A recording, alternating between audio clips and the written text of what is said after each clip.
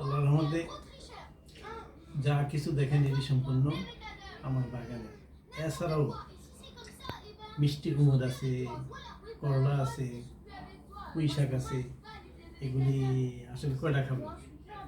এই যে এগুলি দেখেন ডাঁটা শাক, এগুলি হচ্ছে আলু, তারপর হচ্ছে করলা, তারপর হচ্ছে এটা হচ্ছে আলু, তারপর হচ্ছে করলা, তারপর হচ্ছে এই ডাটা, এগুলি দিয়া শুটকি দিয়া মিক্স পাক করা হয়েছে। এগুলি হচ্ছে লাউ চিংড়ি, এটা হচ্ছে কালো বেগুন, মাছ, রুই মাছ।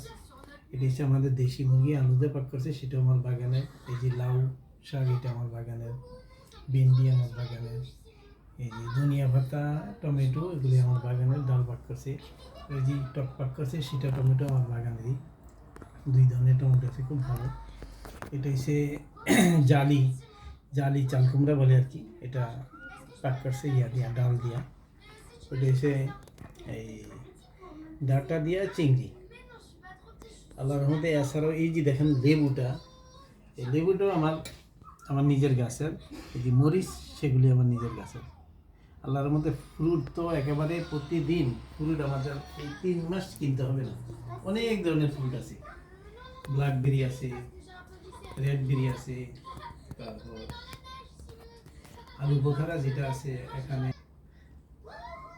আঙ্গুর, আঙ্গুর অনেক আঙ্গুর আছে, অনেক আঙ্গুর ধরেছে। এক কালো আঙ্গুর আছে, লাল আঙ্গুর আছে, সাদা আঙ্গুর আছে।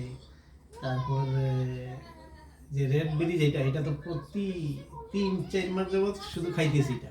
এই মে মাস থেকে শুরু করে।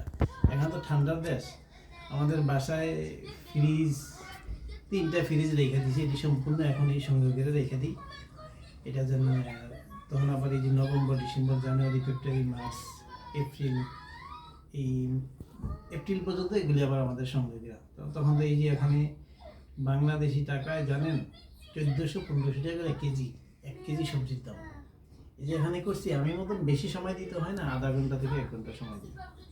এরপরে পরিশ্রমী কি, আসলে কৌশল জানলে এই যে এখানে অত্যাধুনিক জিনিসপত্র আছে, সেই জিনিসগুলি দিয়ে আপনি যদি এই আমাদের দেশে যে নিড়ে দেয়, সেটাও একটা মেশিন আছে। এটা টান দিলে আধা ঘন্টা থেকে অনেক কাজ করে দেওয়া যায় অল্প সময়ে, মেশিনের মাধ্যমে। তারপর মাটি যে খোদার জন্য, সেগুলি বেশি সময় লাগে না। এখন দেখেন এই যে বাস্তবে আমি মতন 14 তলায় থাকি।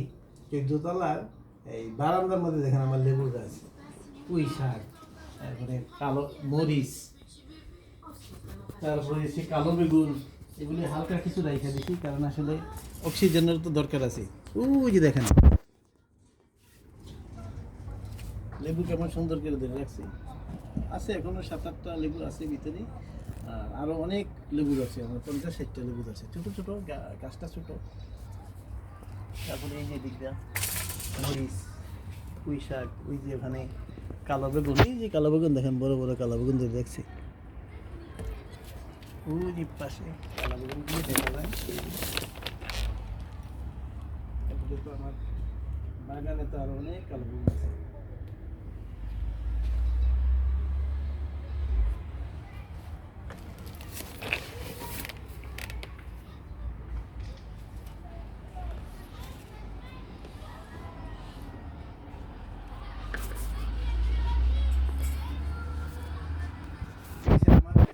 আমার যে বাসাটা, এই বাসাটার পাশে দিয়ে এত সবুজ, একেবারে আপনার নিচে একেবারে বীজ বীজ আছে, বীজের মতন আছে। তারপর গাছটা অক্সিজেনের জন্য অনেক, পরিবেশটা অনেক ভালো। তারপর আমার বা বাগানের ভিতরে আঙ্গুর, লাল আঙ্গুর, কালো আঙ্গুর, সাদা আঙ্গুর, তারপর এসে আপনার ব্ল্যাকবেরি, রেডবেরি, এরপর এসে আপনার ওই যে আলু বোখারা, যেটা ফল আমাদের দেশে, নাম বলে তো অনেক সময় বুঝতে পারবেন না। আরো আরো অনেক ফুল আছে, যেমন ওই যে তিল ফল, ওই ফলটাও আরো আরো বৃদ্ধি আছে। ওই ফলটা অনেক, 5টা 6টা গাছ, আঙ্গুর গাছও 5-6টা, অনেক আঙ্গুর। এখনো বর্তমানে নতুন কিছুদিনের মধ্যে ভিডিও দেয়নি মনে হয়, 2 সপ্তাহ আগের ভিডিও দিছি। নতুন করে দেখাবো নি আমার বাগানের ভিতরে এখন নতুন আগের যে লাউ 50-60টা ধরছিল এখন নতুন করে আবার আরেকটা যেটা সেকেন্ড টাইমে লাউ গাছ লাগাইছে সেই লাউ গাছ আবার নতুন করে ধরতেছে। গতকাল আবার এগুলি টিয়া করে দিয়ে আসলাম। আল্লাহর রহমতে যে এত ভালো হবে এই দেশে আমি নিজেও আসলে কল্পনা করতে পারিনি। সময় আসলে সময় আধা ঘন্টা সপ্তাহের মধ্যে 3-4 দিন সময় দিই, প্রতিদিন লাগে না। রবিবারে তো সবকিছু বন্ধ, আমার সবকিছু বন্ধ থাকে রবিবারে 2-3 ঘন্টা সময় দেয়। আল্লাহর মতে ক্লোজ।